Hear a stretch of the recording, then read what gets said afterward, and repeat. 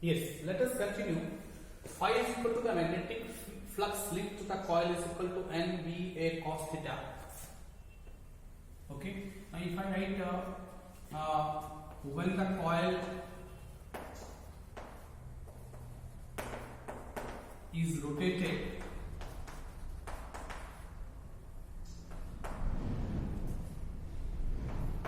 in the magnetic field, when the coil is rotated in the magnetic field, okay, when the coil is rotated in the magnetic field, the flux linked the coil changes. The flux linked to the coil, the flux linked to the coil changes. Okay, the flux linked to the coil changes.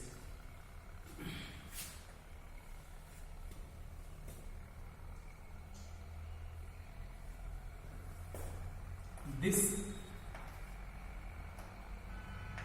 induces an EMF in the coil. Okay, this induces an EMF in the coil, मतलब voltage produce होगा, induced EMF बनेगा. ठीक है, अब वो induced EMF का value हम लिखेंगे. Okay, this induces an EMF in the coil. आप इतना तक लिख लीजिए.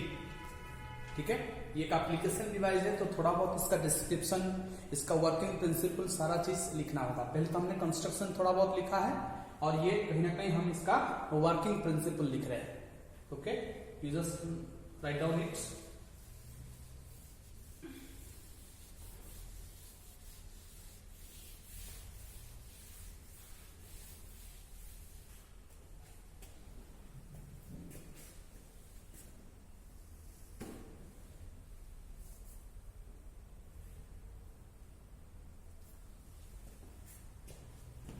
ओके, और हम लिखेंगे E is equal to the induced EMF is equal to d phi by dt. Induced EMF is equal to d phi by dt. ठीक है, इसको minus d phi by dt आप लिख सकते हैं फैराडेज लॉ यूज करके. ठीक है, ये minus D by D T, phi के बदले N B A cos theta, this is the flux. Okay, तो N B A cos theta.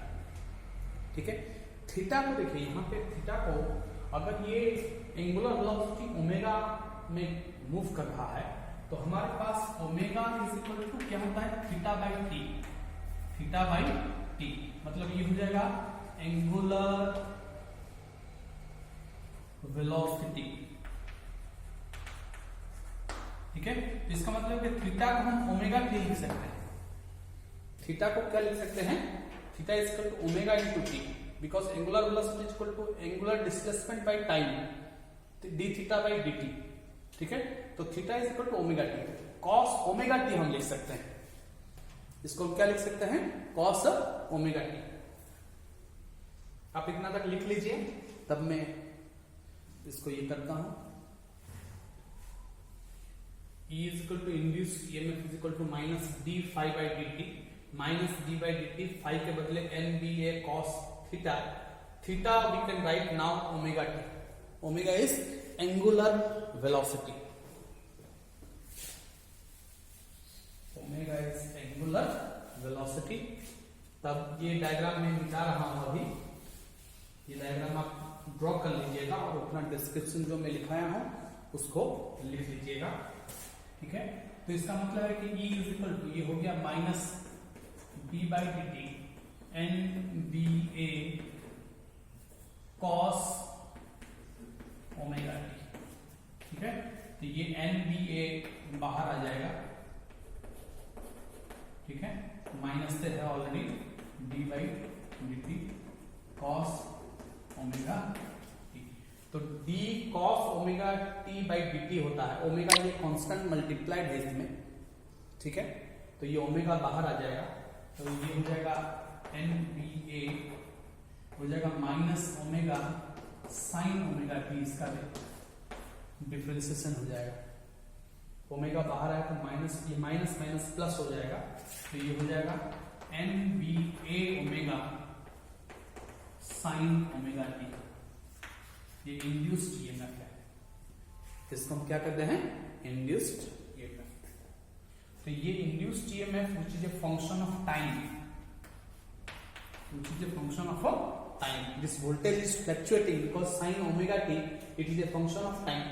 तो ये sin omega t चेंज होगा तो ये induced EMF चेंज होगा तो ये वोल्टेज भी चेंज हो जाएगा। तो इस तरह का जो कैरेक्टरिस्टिक करंट है जहां वोल्टेज का वैल्यू चेंज होता रहता है after a fixed interval of time, such a voltage is called AC voltage. And such a current, the current is also fluctuating because the voltage is fluctuating, the induced current is also changing with time. Okay तो वो क्या हो जाएगा, वो fluctuating current हो जाएगा, वो AC कहते हैं, अल्टरनेटिंग करंट। तो इस तरह का जो कैरेक्टरिस्टिक है जहां पे E as a function of T, I as a function of T, the voltage values, the current values changes, the magnitude values also changes with time, with a frequency, with a fixed interval of time. Such a current, such a voltage is called alternating current and alternating voltage, AC उसको हम कहते हैं। Next chapter जो होगा हमारा इसी के बारे में है, अल्टरनेटिंग करंट। नेक्स्ट चैप्टर का नाम है AC, ठीक है। ये AC का जनरेशन हमने पढ़ा, ठीक है। इसमें एक चीज है, देखिए ये N कांस्टेंट है, B कांस्टेंट है, ये A कांस्टेंट है, ओमेगा कांस्टेंट है, तो इसको हम पीक वोल्टेज कह सकते हैं, इसको हम E0 कहते हैं, ठीक है। तो E is equal to E0 sine omega t. तो where E0 is equal to, ठीक है, एन बी ए ओमेगा, इसको हम कह सकते हैं पीक वोल्टेज। इस ईएमएफ को E तो इंड्यूस लिख सकते हैं, आगे जाके इसको हम V भी लिख सकते हैं, ठीक है। In terms of V if we write, we can also write, okay.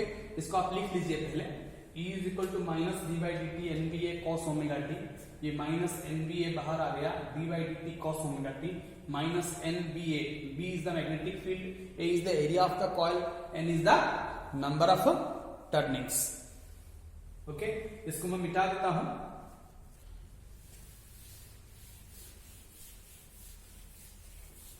Okay. तो इसको this can also be ten S,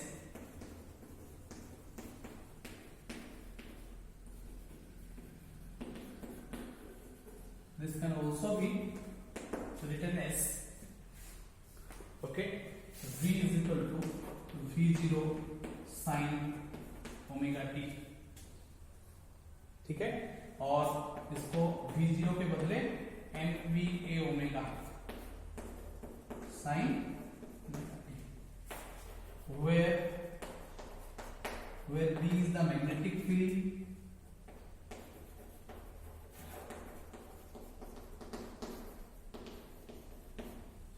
N is the number of turnings of the armature,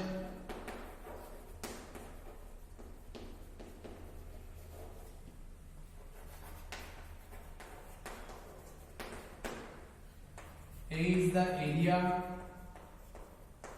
of the coil, A is the area of the coil, omega is the angular velocity,